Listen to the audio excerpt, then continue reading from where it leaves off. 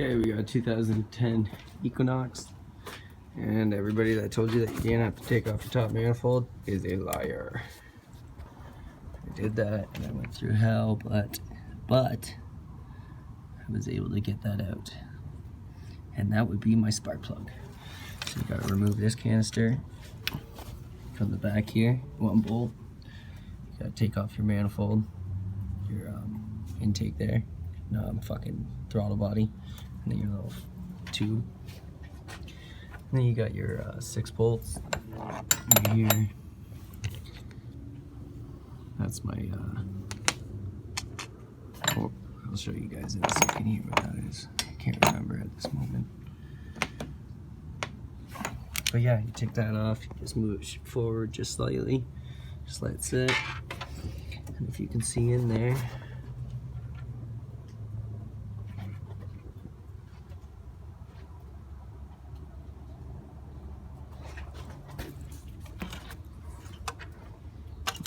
those would be your plastic gaskets that should need to be replaced, but mine look good, so I am not going to replace mine. I'm just gonna hope everything runs smooth.